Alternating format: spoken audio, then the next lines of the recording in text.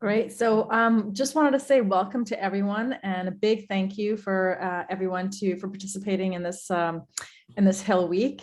So my name is Shernaz Bamji. I'm the current president of the Canadian Association for Neuroscience. And unfortunately, Karun Singh, who's the head of advocacy for CAN, can't be here. So next slide, Christina. Yeah, so this is just my talking points that Karun put together for me. I just wanted to say again, thank you very much for everyone for actually participating in Hill Week. It's a really important advocacy event for CAN. We do it every single year. This year, of course, it's going to be virtual. We're hoping that next year it's going to be at least hybrid or live. Next week is when we have a Hill Week, and there are going to be meetings throughout the week. And that's basically all I really have to say, which is a welcome. I think what's going to happen is that Julie is going to talk a little bit about our overall ask, that the CAN is going to be asking for, and then I'm going to turn it over to Christina from Temple Scott Associates. So thanks, Julie. Thanks, Shernaz. So I'm the Chief Operating and Advocacy Officer for CAN. So if you could go to the next slide. So I'm just basically going to go over what we're going to talk about and what our key messages and asks are for the meetings we're going to have. Our first message is that investing in scientific research is not just for scientists, it's actually for all Canadians. It impacts our daily lives, and COVID-19 has definitely shown that. And investments in fundamental research, it helps to diversify the economy, create jobs, and keep Canadian healthy. So it's not just researchers asking for money for researchers, we're actually doing this for Canadians. And while the government has rapidly responded to the pandemic by funding COVID research, it's important to stress the point that most research is not COVID related. The health research also needs to be funded, and it's crucial to do it now so that Canada doesn't get left behind. Our neuroscience and brain research laboratories, they perform basic fundamental research to understand the brain, and this relies mainly on funding from the government through Tri-Council. So some of the people you meet might not know Tri-Council, they might not know CIHR, they might not know NSERC and SSHRC. So it's important to show how important this funding is to your lab and to your research. And we have some statistics, one of which is that according to the latest data from the OECD, Canada is the only country in the G7 whose investment in research and development has steadily declined in the last 15 years. There are a few others, if we go to the next slide, in the documents that we're sharing with you. So what are the key messages you want to get through? The first one is really your story. It's very important to show the importance of investing in basic research in Canada. And if your MP is there and hears about what's happening in his or her constituency, that's the most important message. They'll know that there's very important research happening in Canada and it needs to be funded by the government. So I invite you to please read CAN's pre-budget submission. So these are things that Christina has put in the Google Docs, the Google folder, Drive, the Google Drive. So it includes our pre-budget submission, includes a document called Key Research Facts and Statistics. In this document, you'll find statistics on CIHR success rates that have been declining seriously, the budget of the CIHR, which has been pretty much flatlined, and Canada's research and development investments, and comparing that to other countries. So these are all statistics you can use, but your story is really the important part of this message. So our submission, that's fine. We're going to go back to the science and research. So our two main asks, we have two asks, and they're in our pre-budget submission. The first one is that the government of Canada should provide a one-time 25% increase in investment in the main federal funding agencies. And this is to restart and recovery from the setbacks from COVID-19 to all the research labs. And our second recommendation is that the government should really commit to providing robust and reliable funding. So year after year, to make sure there's always, we know there's enough money there. That would be a 10% increase yearly is what we're proposing. So these are our two main asks. Some people in the meeting might prompt you and they might wonder what our asks are, why we're meeting with them. But if they don't, just try to make sure one of the people on the meeting actually does point out to these two asks that we have. So that's basically just what I had to say. I'm going to turn it over to Christina. She's going to go over everything's happening on the Hill and specifics about the meetings. Hi, everyone. My name is Christina Farrell. I participated in your Week on the Hill last year, maybe the year before. It all sort of blurs thanks to COVID-19. So hopefully this will be our last virtual Week on the Hill, but I will make a note that the meetings, the quality of meetings that we have with parliamentarians, I find are much better now that we've been doing them virtual. So that is a bit of a plus. So I'll kick off just to give you an idea of what to expect next week and what's happening in Ottawa. So it's worth noting that Parliament, so the House of Commons and the Senate, haven't been sitting for the past 2 weeks. They've been on a constituency week, so they've been back in their hometowns, meeting with constituents. So next week will be the first time that they're back in the House since that break week. The new House Science and Research Committee, which I know we're all very excited about, thanks to MP Kirsty Duncan, it's up and running, and soon it'll complete its first study, which was on successes, challenges, and opportunities for science in Canada, which is very appropriate based on our meetings that we're having next week. It is worth noting CAN also submitted a brief to that study, so it is in the Google Drive document file that you should have received the link to. If not, you can send me a quick email and I'll make sure to get it to you. The committee will next study how to best attract and retain top talent and support for research and innovation. It's worth noting the federal budget 2022 is expected in the coming weeks. I'm leaning towards the first week of April. It's a lot later than it usually is, but the government has been consulting with stakeholders, with Canadians over the past few weeks and months. This budget has been described as prudent, so likely we're going to see a focus on things like Ukraine, recovery now that we're looking post-COVID, et cetera. But we want to make sure that our voice is heard, that we still need investments in science and research, that while those investments were very important throughout the pandemic, they're still continue to be important as we look beyond the pandemic. So CAN representatives, yourselves, will have meetings with MPs, senators, and government officials from March 21st to 25th, with some meetings taking place the week after. There'll be about, in some cases, I'd say 3 to 5 participants have been assigned to each meeting, all of which will take place by Zoom. Sometimes we do have meetings that take place by Teams because these are set up by government officials' offices, so we'll let you know. It's worth noting that for the most part, I've set up your Zoom meetings and there won't be a meeting room. There won't be a waiting room. However, I'd ask that you don't join 20, 30 minutes before to debrief with your team, recognizing that we're working with a limited number of Zoom invitations. We wouldn't want you to pop in on another MP's meeting, but do feel free to log on 5 minutes in advance. We'd ask that you log in 5 minutes in advance so it isn't just the MP sitting by themselves. I will identify for you if the MP's office actually set up your Zoom link. The reason why is then there's likely is a waiting room, just so you're not alarmed by the different window you have. A leader has been identified for each meeting. These are all from the advocacy team. You should have received an email if you'll be a lead for your meetings. If you have any issues with that, please just reply back to me. But otherwise, these have been identified in bold in the tentative schedule for next week, which we all have access to. Worth noting, you're probably wondering when you're going to get the Zoom invitations for those meetings. I'd ask that after this meeting, you take a look at that schedule and just identify for me if you have any major issues or concerns. A meeting definitely doesn't work for your schedule or you're more of a tentative. Later on today or early tomorrow morning, I'll be looking to get out those Zoom invitations into your calendars and circulating a master schedule in a Word document so that you can all see who you're meeting alongside with, who you're meeting with, any details about them, the Zoom links, etc. It's worth noting that the offices you are meeting with have received CAN's key talking points and priorities, so they've received some of the same documents that you have access to. However, don't assume that they read those documents. They might ask you to resend them. If so, just send me a quick email and I'll make sure that they get them. What to expect if you've never participated in Hill Week before. Every meeting is always different with varying levels of engagement. The people you're meeting with are people too. Sometimes they're having a bad day. Sometimes they might take the opportunity to meet with you to go on a tangent.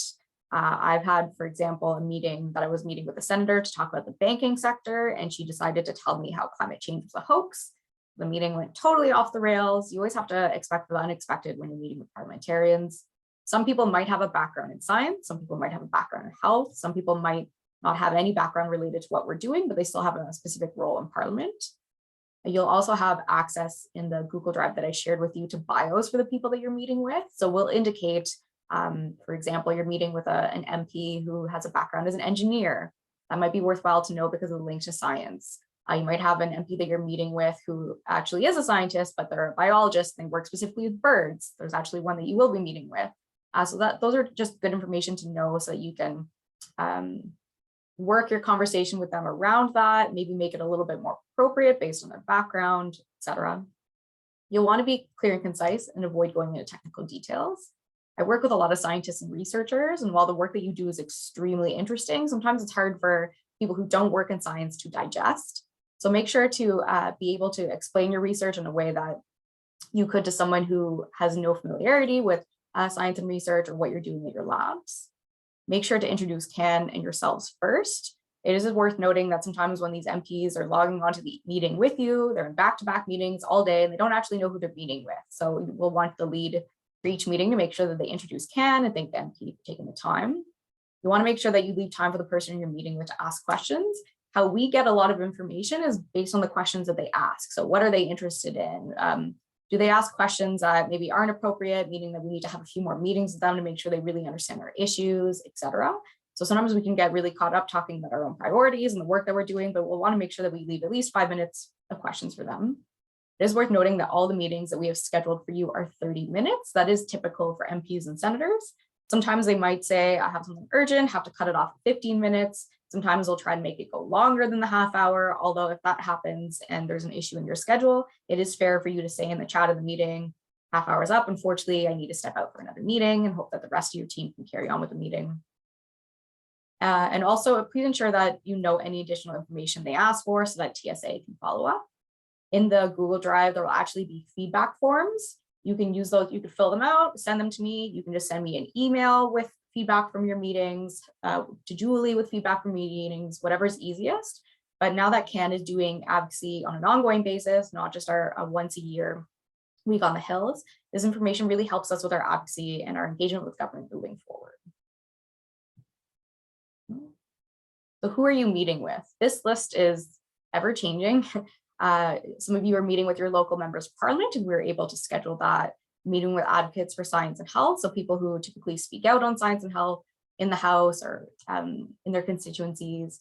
You're meeting with members of the new Science and Research Committee, members of the House Health Committee, members of the Industry and Technology Committee, which used to be the committee that looked at science and now typically looks at science as well as innovation. So they share some of the same issues as the new Science and Research Committee.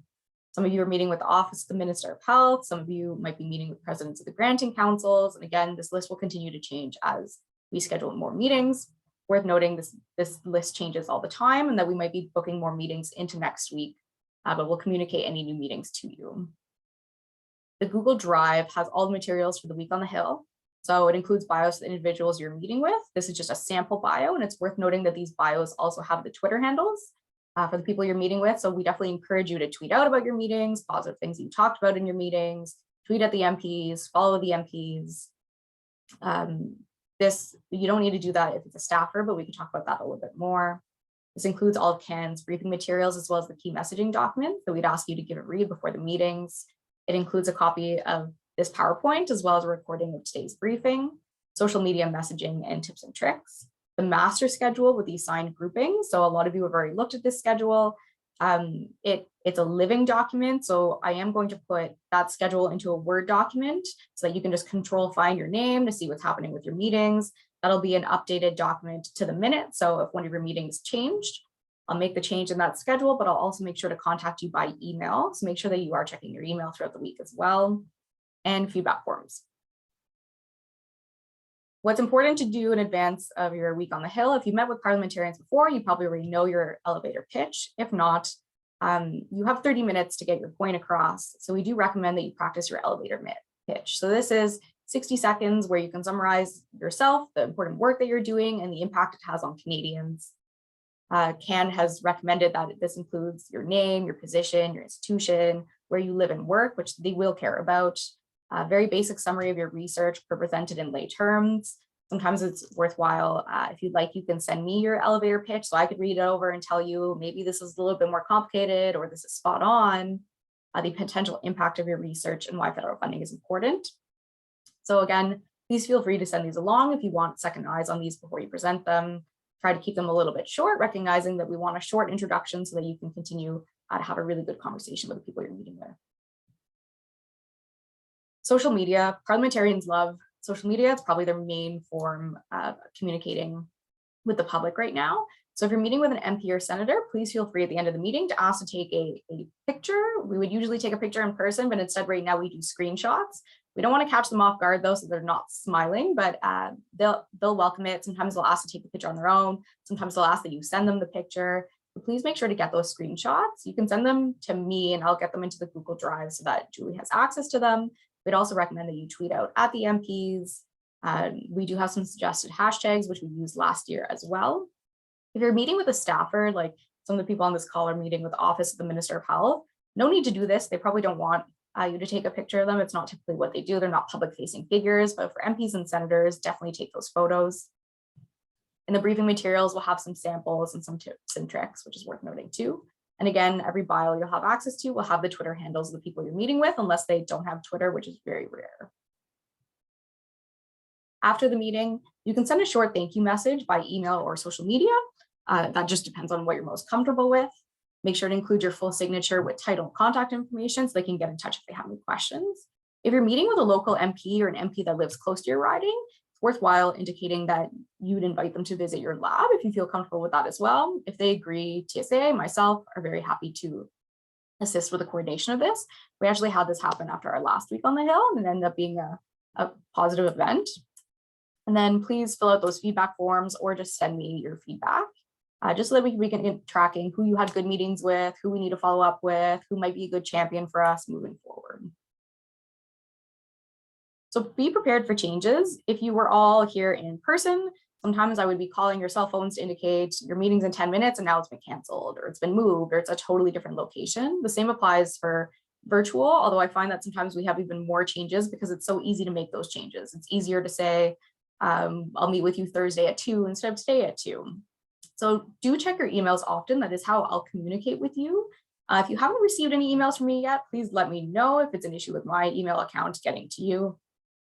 At the same time, if you are no longer available to attend a meeting, please let me know as well. Send me a quick email. Let's say you're in a meeting and it's been 5 minutes and your MP hasn't shown up. Please send me an email as well. Don't just log off and say, well, they're not showing up. I can actually call their office just to confirm, are they running late? Are they still showing up? Would they like to reschedule? I'll always communicate with you any changes to your meeting. So feel free to tell me, nope, that new time doesn't work for me. Then I'll try to get you into another meeting or I'll try to coordinate however possible. And again, if you have any questions over the week, you can contact me either at the neuroscience email that you've been receiving emails from, or that is my TSA email as well, but both of them will get to me.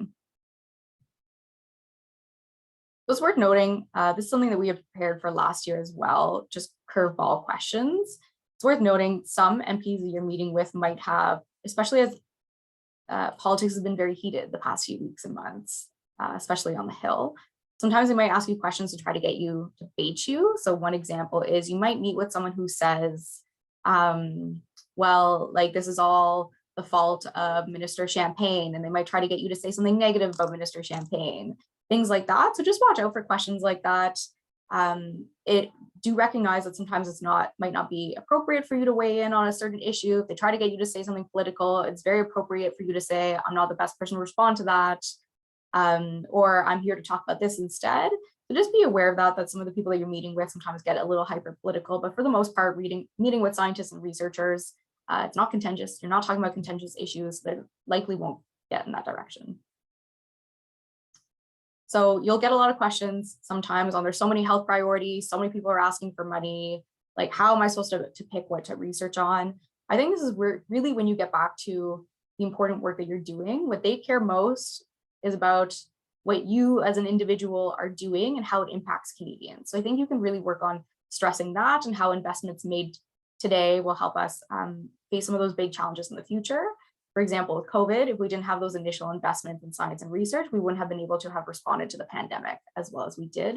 So you can highlight those examples as well. But I do think that the people that you're meeting with, they understand now more than ever the importance in science and research. So that's definitely helpful.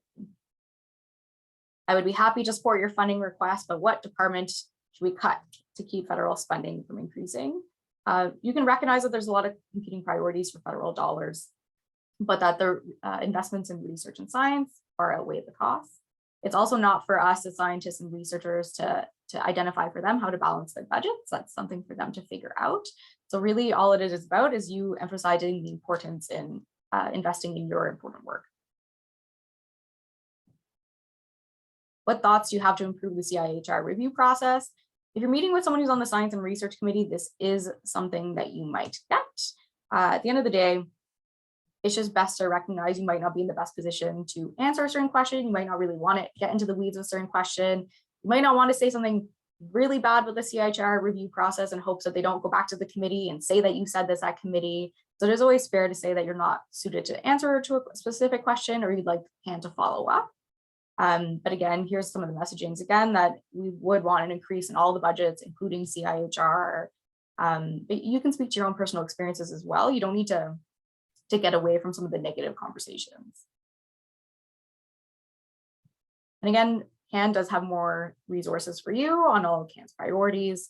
As the link is here, and these materials will be circulated after the fact. But now I hope, because it's a lot of information, to get any questions that you have on the week on the Hill or what to expect.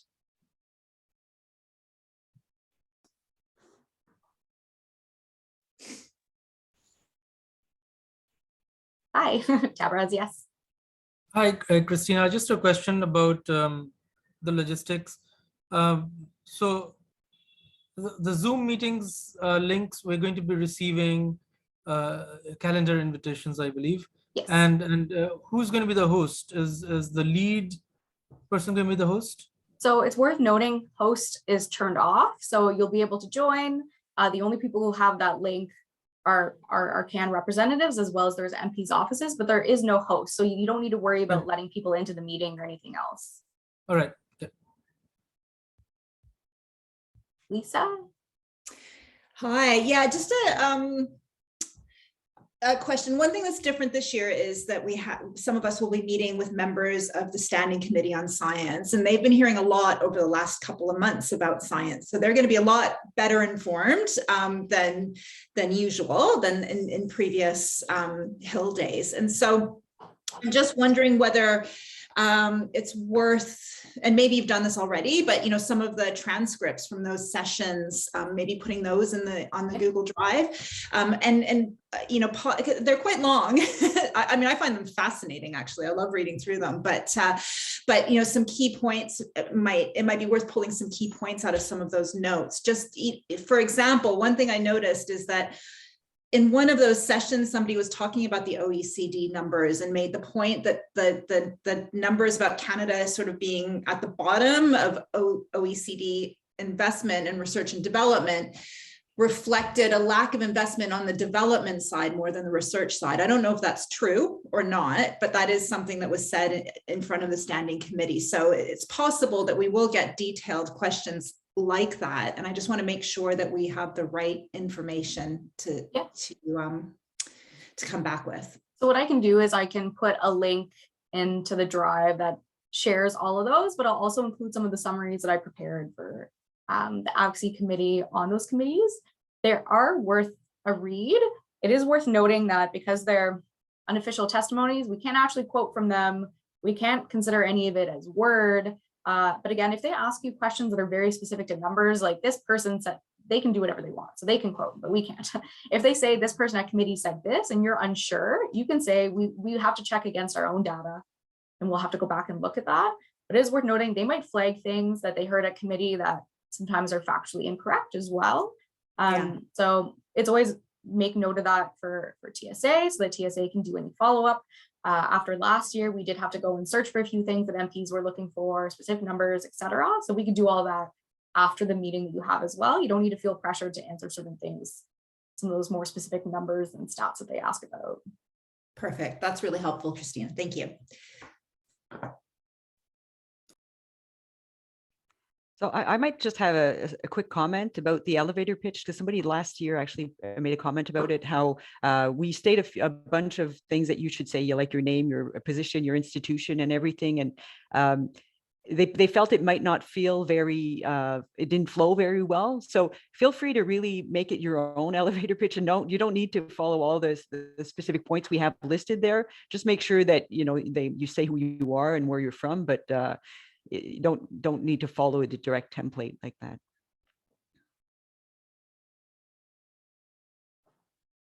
Oh, Andrew, you can go ahead. Yeah, thanks so much, Christina, Julie, and Shanaz for the presentation. So I've never done this before, so I just have maybe a bit of a naive question, but can you sort of walk us through what would be a typical meeting? So let's say it's 30 minutes or something, you know, how does it start? Do we start by each of us introducing ourselves, giving the elevator pitch? You know, if you could just kind of walk us through one of those meetings. Great. So typically, let's say you log on 5 minutes and the MP, sometimes they surprise you when they're early, sometimes they're a few minutes late. Usually what it would be your lead indicating thank you, let's say MP Gladue for taking the time to meet with us. We're meeting on behalf of CAN. There's a description of CAN, who we are. I'm going to pass it off to my colleagues on the phone to quickly introduce themselves, and that's where you would do your elevator pitch. And then you could give the lead could give the opportunity to the MP to introduce themselves. Sometimes the conversation just flows from there. It's worth noting it's a very informal conversation. If we were meeting with government officials to talk about very specific proposals or pieces of legislation, it would be a lot more laid out of who's going to say what. But for the people that you're meeting with, what they really care about is hearing, and they want to know who you are, but they want to know the work that you're doing and why funding in science and research impacts at work, like why it's needed. So it's really more of an informal conversation. You could talk about, like, I want to talk to you today about some of the work that I'm doing in my research lab, and why your support as a parliamentarian is important to me.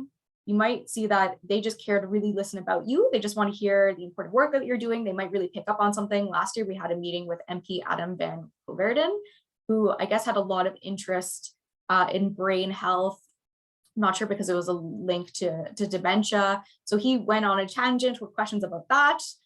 You'll see where MPs really pick up on certain things that they're interested in. You might see that they're in the mood just to listen to you for half an hour, or you might see that they end up cutting you off and they have all these questions about either a specific line of work that you're doing, what it's like in your lab, what the government support has been meant for you, if you had a role in COVID, etc. So let's prepare for the unexpected, but do note, like, these MPs, they might have 10, 12, 15 of these meetings a day. So it is very informal, and it's more of a conversation and less over presentation. It's just worth noting for whoever the lead is on your call that if your meeting started at 12 and it's 12:25, it's worthwhile, like, beginning to think about wrapping it up, making sure that we've highlighted CAN's asks and saying we do have a pre-budget submission that we'd invite you to read and we could share for you again. Is there anything you need from us?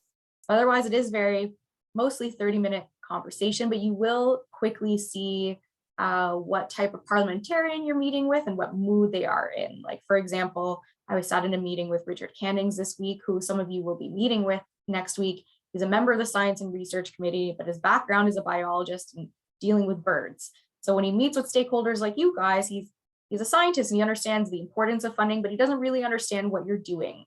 So a lot of his questions were more so, what's it like in your labs right now? How much money do you really need? What is the financing challenge at the moment? What's the one thing that you need for government to do for you right now? And it's worth noting, CAN has its asks, but of course, based on your personal experiences, you might have your own priorities, recommendations to government, et cetera, and they'll also be interested in hearing those as well. Awesome, thank you so much. And while we wait for further questions to come in, just a reminder, if you could all look at that tentative schedule. I think there's one change that I need to make because there's someone on this call that I wasn't certain is participating next week, but I'll add you back in the meetings. So in about half an hour, if you could look at that schedule and just let me know if there's any meetings that definitely don't work for you, and I'll rework things a little bit. And then at the end of the day, you'll receive those Outlook calendar invites. As soon as you receive those Outlook calendar invites, if there's any changes to those meetings, I'll communicate them to you in the calendar invite, but as well as by email, so you know what's going on. You know, is the meeting canceled completely? Is it being rescheduled, etc.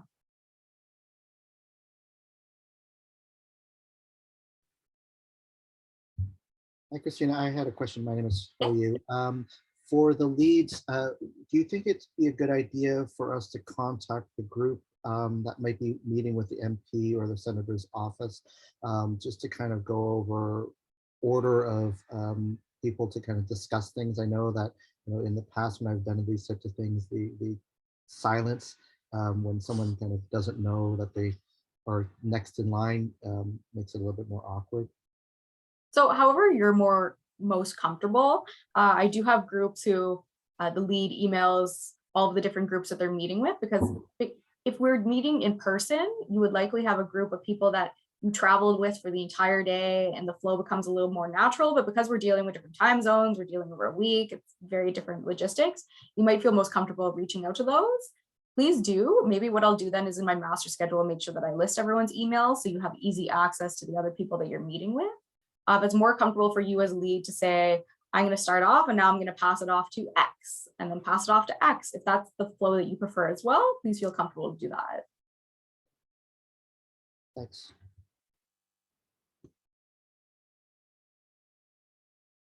The thing that I think is the most important is actually just knowing who the MPs are that you're meeting, and it just goes really smoothly if you really know who you're talking to and what level of science that they're what level of science they know, because it's really kind of embarrassing if you go to Christy Duncan, for example, and then explain who Can is, because she's got a really good strong interaction with us. So you don't want to start talking to Christy Duncan like she doesn't know anything about science.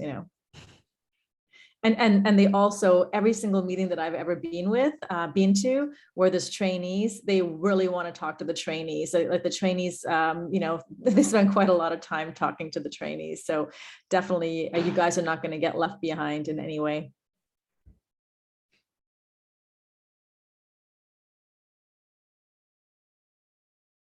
So we do have resources in the Google Drive, as we said. There's also, I'm not sure if this is not an official source, but Open Parliament, I think it's .org or .ca. It lists every time an MP talks or something. So if you want to see what they talked about last week, and I don't know if those are in the bios, but there are sources where you can see if somebody talked at the Science Research Committee and what they talked about. So if you have time, you could always add that little bit of research to know what they're talking about, what they're interested in. It lists their main talking points whenever they talk in government. So any public appearance they make. So that might be worth checking out. John? Yeah, I just had a quick question. I was just looking at the schedule and it says one of the people I'm meeting with is like a policy advisor. And I was just wondering if the approach to a meeting with a policy advisor is different than versus an MP, because I don't really know what a policy advisor does. So a policy, I believe the meeting you're referring to is probably the Minister of Health or the Minister Champagnes. It's one or the other. So yeah, Minister Champagnes. For those types of meetings, it's very much the same, except for you'll note that they might be in more of a listening mode and they might be a little more guarded.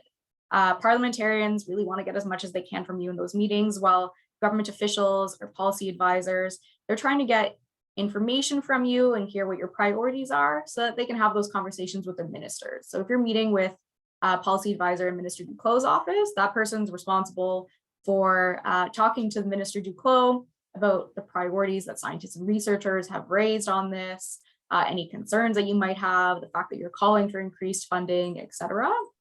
So the type of conversation is a little bit different in that way, that they will sometimes be more in listening mode, but they will still have questions for you. Because they're involved in a minister's office where they deal with these issues more frequently, you can assume that they're a little bit more informed. They might have more detailed questions for you as well. But again, recognize even in an office with a policy advisor, you can say to them, we don't have the answer to that question. We'll follow up by email with the information that you're looking for. But they are important meetings as well. It's not a parliamentarian meeting, but it is an assistant to the minister, let's call it. So they will be taking your feedback and your concerns back to the minister.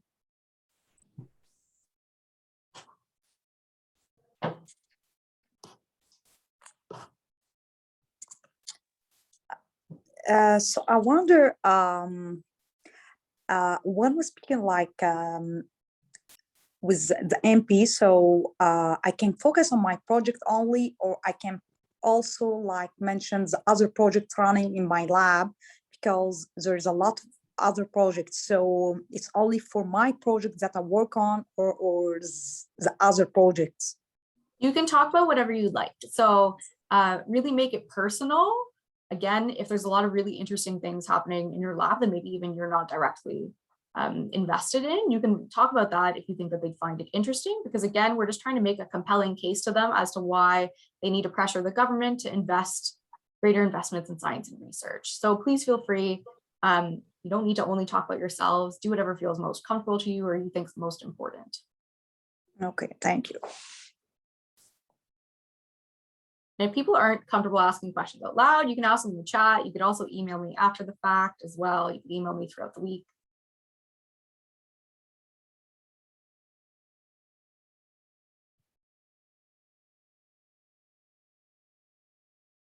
So if I could add one other thing, as lead, I've been lead a few times and I always forget to take the screenshot. So feel free to also take a screenshot if you're on the call and you see it hasn't been done.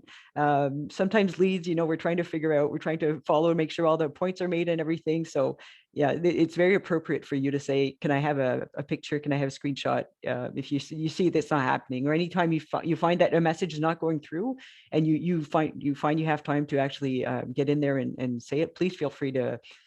Obviously the lead is there to do that, but yeah, we're all in this together. If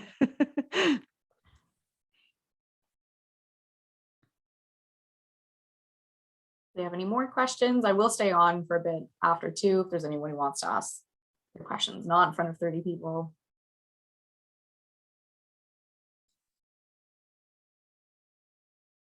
Great. Well, so just a reminder to please check out the schedule. Let me know. Give me about 20 minutes because I do need to make one change. But check out the schedule. Let me know if you have any major concerns or you're unavailable. And otherwise, either end of day today or early tomorrow morning, you'll get those Zoom invitations. Oh, yeah. Question, you can go ahead. Hello, will we have you may have said it and I may have missed it. Are we going to have together a debrief meeting afterward to see what was okay, what went wrong, and how we can improve if we have to do it next year? I think it's a good idea. Maybe Julie, Shanaz, and I can take that back to figure out some better dates for it. But I always think it's even good to talk about some of the things that surprised you with the people you were meeting with, some of the things that you think that we need to work on better. I think it's a great idea. Mm-hmm. That's one of the things the leads often do. They get back to us saying how the meeting went. And so we ask for the feedback from everybody who participates in the meetings, but specifically the leads can tell us how things went and things like that. But we definitely want your feedback after the meeting for, yeah, very important. We've had a Google Drive document in the past, but we could do it, through a meeting like this as well. Mm-hmm.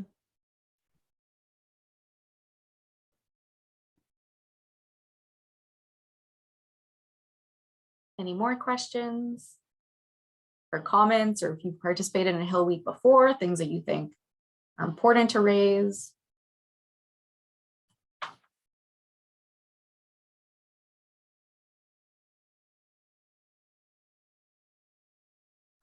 All right, so I'll turn off our recording now. You could stick around if you do have any more questions.